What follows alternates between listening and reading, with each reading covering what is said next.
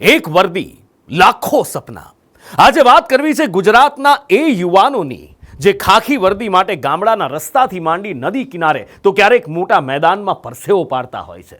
નાનકડા ઓરડા શેર કરી સપના સાકાર કરવા મહેનત કરે છે. એક પોસ્ટ માટે ગળા કાપ સ્પર્ધા, હજારોની સ્પર્ધા વચ્ચે વાત એમના સંઘર્ષની, વાત એમની મહેનતની. મારા પપ્પાનું બહુ મોટું સપનું છે કે હું પોલીસ બનું. અને તમારું? મારું એ બહુ મોટું. આ ખાખી વર્દીમાં દમ કેમ વધારે હોય છે? કારણ કે કુદરત એ ખાખી વર્દી જોડે જોડે સમાજના દૂષણને સમાપ્ત કરવાની શક્તિ તમને લોકોને આપે છે.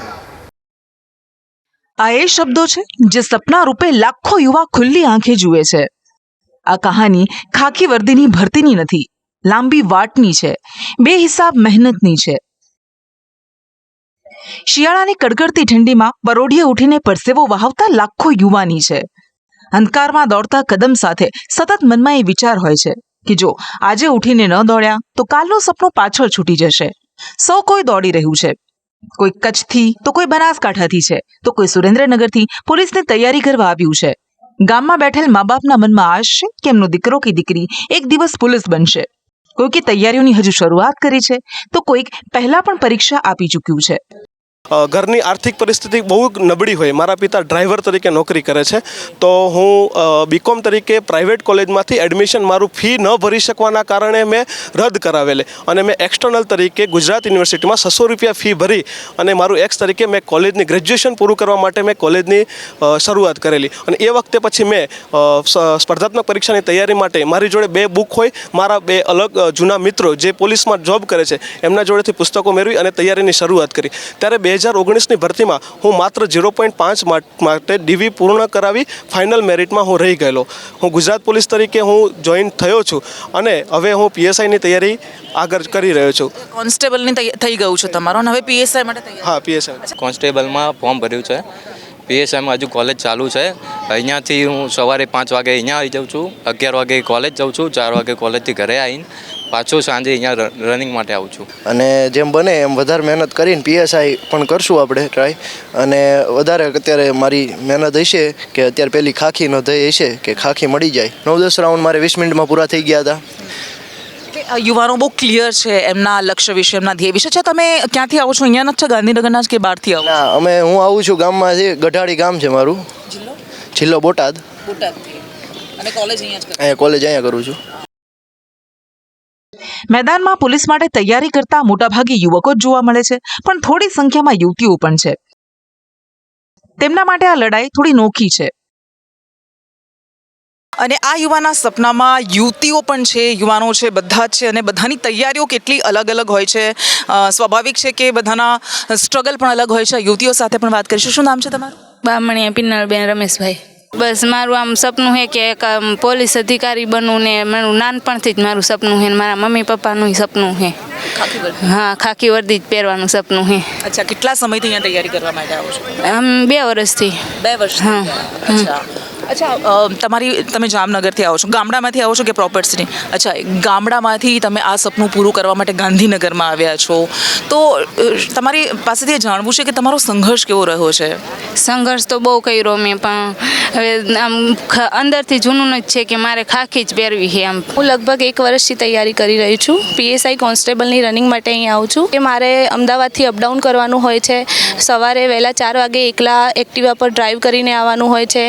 એના સિવાય બી ઘણા સામાજિક રીતે બી મતલબ આટલા ટાઈમથી તૈયારી કરીએ છીએ એટલે પછી મેરેજનું બી પ્રેશર આવતું હોય છે. આ એક બાઉન્ડ્રી છે આટલા વર્ષ સુધીમાં પૂરું કરવા. એટલે હા, એવું હોય છે કે તમારા જોડે હવે બહુ ઓછો ટાઈમ છે, કેમ કે એઝ અ ગર્લ તમને એટલું બધું નથી મળી શકતું જેટલા બોયઝને ફ્રીડમ મળે છે એટલી તમને નથી મળી શકતી. એક ટાઈમ તમને આપવામાં આવે છે. હું પોલીસ કોન્સ્ટેબલ માટે લાસ્ટ 2 યરથી તૈયારી કરું છું. 2 વર્ષથી તૈયારી કરું છું. સરકારી નોકરી તો બહુ બધી છે, પણ ખાખી એક અલગ જ સપનું છે. ખાખી પહેર્યા પછી તમને જે ફીલ થાય છે ને એ બીજી સરકારી નોકરીમાં એક વખત ફીલ ના થઈ શકે. અંદરથી જ તમને કંઈક અલગ જ જોશ જાગે છે અને તમે દેશ માટે તમારું શું બલિદાન આપી શકો છો. દરેક ગર્લને પિરિયડની પ્રોબ્લેમ થતી હોય છે, એ મોસ્ટલી બધાને થતી હોય છે. રનિંગમાં ખાસ કરીને 3 days હોય છે ત્યારે સૌથી વધારે હોય છે. પછી જે અપડાઉન કરવાનું હોય છે, ઘરેથી પરમિશન મળે ના મળે, પણ હા તમે એકવાર હિંમત કરો, તમારા પેરેન્ટ્સને વિશ્વાસ અપાવો કે તમે કરી શકો છો, તો એ પણ તમને સપોર્ટ કરશે. ક્યાં સુધીમાં તમને લાગે છે કે થઈ જશે? આ વખત એવું લાગે છે કે થઈ જશે, પછી હવે ભગવાનની મરજી. અરવલ્લીના એક નાનકડા ગામમાંથી એક યુવતી ખાખી વર્દીનું સપનું જુએ છે. હેતલ નામ કીધું ને. હેતલ, કેમ તમને મનમાં થયું કે મારે આ જ પરીક્ષાની તૈયારી કરવી છે, કોઈ બીજી નહીં, કોઈ ક્લર્કની નહીં, કોઈ બેંકની નહીં, આની જ? મારા પપ્પાનું બહુ મોટું સપનું છે કે હું પોલીસ બનું. અને તમારું? મારું એ બહુ મોટું. પહેલાં એવું હતું કે યુવતીઓને આટલા વર્ષ સુધીમાં પરણાવી દેવામાં આવતી હતી, પરંતુ કેટલાક સમાજોમાં પણ રબારી સમાજમાં જે એક એવું કહેવાય છે કે રૂઢિઓને વરેલો સમાજ છે, પણ એમાં પણ હવે ધીમે ધીમે આ બદલાવ આવી રહ્યો છે. યુવતીઓ સપના જોતી થઈ છે અને સાકાર કરતી થઈ છે. ખાખીને લઈને સર્જાયેલી છાપ બદલવા થોડા સમય પહેલા મુખ્યમંત્રીએ કહ્યું હતું કે ખાખી પહેરીને જમીન સાથે જોડાયેલા રહો. કંઈક આવી જ વાત અહીંયા પણ સામે આવી. એ તમારી સંઘર્ષ ગાથા ત્યારે જ સંભળાય છે જ્યારે એ સફળતા સુધી પહોંચે છે, બાકી નહીંતર લાખો સપનાઓની જેમ એ સંઘર્ષ ગાથા પણ ક્યાંય પાછળ છૂટી જતી હોય છે.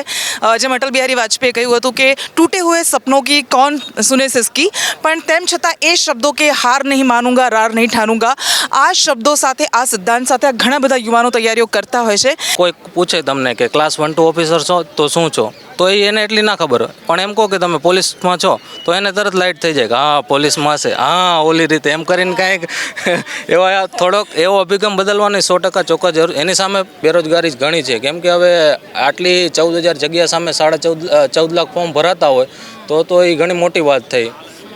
તો એની સામે સરકાર વધારે બીજી ઓપોર્ચ્યુનિટી ક્રિએટ કરે, ભરતી બહાર પાડે. સેંકડો યુવાઓને તૈયારી કરાવતા કોચ કહે છે કે ખાખી માટેનું જુનૂન ગજબ છે, પણ નિષ્ફળતા મળે તો નાસીપાસ ન થાઓ. ખાખી જ તે બીજી ભરતીમાં તમને ક્રેશ દેખાય છે, પણ કે પોલીસ જેવી ભરતીમાં તમને ક્રેશ જેવો પોલીસમાં જેવો ક્રેશ દેખાય છે એવો ક્રેશ તમને બીજી એક પણ ભરતીમાં દેખાશે નહીં. કારણ કે ખાખી વસ્તુ જેવી છે જે બધા લોકોને એને જૂનૂન આવી જાય છે. અમુક વિદ્યાર્થીઓ એવા પણ હોય છે કે જે નાસીપાસ થઈ જાય છે, ફેલ થઈ જાય છે એના કારણે, બરાબર. એ ખાસ બધા દર ભરતી તમે જોઈ આટલા ટાઈમથી આપણે જોતા હોઈએ છીએ કે કોઈ પણ એક પોલીસની ભરતી આવે છે ત્યારે એક તો બનાવ એવો બને છે જેના કારણે કોઈ પણ વિદ્યાર્થી પોતાનો જીવ ગુમાવે છે, બરાબર. એટલે એના માટે એક શબ્દ કહીશ કે તમારે સરકારી નોકરી જ એક તમારા માટે બહુ મહત્ત્વની વાત નથી, બરાબર. તમે જે કંઈ પણ ફિલ્ડમાં તમે ભણેલા છો, કોમર્સ, આર્ટ્સ, સાયન્સ, કોઈ પણ ફિલ્ડમાં ભણેલા છો તમે, બરાબર, તો તમે એ ફિલ્ડમાં પણ આગળ જઈને તમે વધી શકો છો. એક એજ લિમિટ પણ એમની ખતમ થઈ જાય છે. એ વર્ષોના વર્ષો તૈયારી કરે છે ને પછી છેલ્લે થાકીને મૂકી દે છે કે આમાં તો કંઈ ઠેકાણું નથી. ગોટાળા પણ આપણે જોયા છે કે કેટલા બધા પેપર લીકના કિસ્સા બધા આવતા રહે છે. તો તમને લાગે છે ટ્રાન્સપરન્સી બહુ જરૂરી છે કે જેના કારણે વિશ્વાસ એ રહે કે આપણે મહેનત કરીએ એનું ફળ મળશે. ગવર્મેન્ટ એક્ઝામમાં કોઈ બી એક્ઝામ ફિલ્ડમાં તમે તૈયારી કરો, ટ્રાન્સપરન્સી તો જરૂરી છે. અને જે તમે વાત કરી કે કન્સિસ્ટન્ટ એ નથી આવતી એક્ઝામ, જે પોલીસ ભરતીમાં લઈને આપણે એવું કહી શકીએ કે લાસ્ટ 2 વર્ષથી પોલીસ ભરતી બોર્ડ કોન્સ્ટન્ટ એક્ઝામ લઈ રહી છે અને ધીરે ધીરે ટ્રાન્સપરન્સી બી લાવી રહી છે. મહેનત અને સંઘર્ષ ખાલી મેદાનમાં જ નથી, એક નાનકડા રૂમમાં 6 જણા વચ્ચે શેર થતા હોસ્ટેલના રૂમમાં પણ છે. અને આ ગાંધીનગર સેક્ટર 24માં આવેલી એક નાનકડી હોસ્ટેલ છે કે જ્યાં આ યુવાનો રહેતા હોય છે, તૈયારી કરતા હોય છે. આ નાનકડો એવો રૂમ, અને તમે જુઓ કે અહીંયા કેટલા 1 2 3 4 5 આ 5 બેડ છે અને 5 જણા રહેવી અમે અહીંયા, 5 જણા હા તૈયારી કરવી. અચ્છા, તો અહીંયા પ્રોપર તમને લાગે છે કે આ પૂરતું છે આટલું કે થોડું વધારે વ્યવસ્થિત હોવું જોઈએ? પણ શું થોડુંક સ્ટ્રગલ થોડું કરવું પડે, દૂરથી આપણે એમાં તૈયારી કરવા માટે આવ્યા એટલે થોડુંક ભોગ દેવો પડે આપણે આપણી રીતે. ભાઈ ભાવનગરના છે, આ બનાસકાંઠા બાજુના છે, પેલા સુરેન્દ્રનગર, હું પોતે પણ સુરેન્દ્રનગર. પૂરેપૂરું ઘર જેવું તો આપણને ના મળે. એટલે અહીંયા જ બેડરૂમ. કિચન ક્યાં છે કે બહારથી આવે છે? પછી કિચન અમારું ઉપર છે. તો એ તૈયાર કરીને આપતા હશે? હા તૈયાર કરીને આપે છે, મહારાજ રસોઈયા છે. અચ્છા, બધા તમારી સાથે જે બધા તૈયારી કરે છે કયા કયા જિલ્લામાંથી, ક્યાંથી? દરેક અલગ અલગ જિલ્લાના છે. આટલા રૂમની તમે 6 લોકો છો તો મંથલી ઓવરઓલ ખર્ચ તમારે કેટલો આવે છે? મંથલી હોસ્ટેલ ને બધું અહીંયા રહેવાનું, બધી આપણી જરૂરિયાત પૂરી કરતા 10 થી 12 હજાર રૂપિયા ખર્ચો ગણી લેવાનો. 10 થી 12 હજારનો ગણી લેવાનો. મારા ઘરનો ખર્ચ મને ખાલી 5,000 રૂપિયા મળે છે. એમાં મારે અહીંયા 5,000માં ભાઈ તો હજી 15 દિવસથી જ આવ્યા છે. મેં આવા લગભગ 150 થી 200 છોકરાઓ જોયા હશે અત્યાર સુધીમાં આપણી હોસ્ટેલમાં, કે જે 4,4500 રૂપિયાની અહીંયા લઈને આવે અને એમાં આખો મહિનો એ લોકોને કાઢવાનો હોય. PSI કોન્સ્ટેબલની તૈયારી કરું છું, 2 કલાકના ક્લાસ. એટલે આના રીડિંગ સિવાય પણ પછી કોચિંગમાં જવાનું હોય? કોચિંગમાં જવાનું હોય. અને મેદાન હોસ્ટેલ બાદ આ લાઇબ્રેરીમાં હું આવી છું. આ લાઇબ્રેરીના ગેટ પર લખેલું હતું keep silence future officers R here. કોઈ પણ કોમ્પિટિટિવ એક્ઝામની તૈયારી માટે એ લાઇબ્રેરી એક સાયલેન્ટ બેટલફિલ્ડ માનવામાં આવે છે. કેટલા સમયથી તૈયારી? 1-1.5 વર્ષથી છું અહીંયા. 1.5 વર્ષથી આ લાઇબ્રેરી માટે આ લાઇબ્રેરીમાં કેટલા સમયથી આવો છો? 1-1.5 વર્ષ થઈ ગયું. અચ્છા, તો આ અલોકેટ હોય છે ફિક્સ આજે ફિક્સ સીટ છે. તો કેટલા કલાક તમે લાઇબ્રેરીમાં અહીંયા બેસો છો, વાંચો છો આખો દિવસ? અપ્રોક્સ 10 થી 12 કલાક. 10 થી 12 કલાક.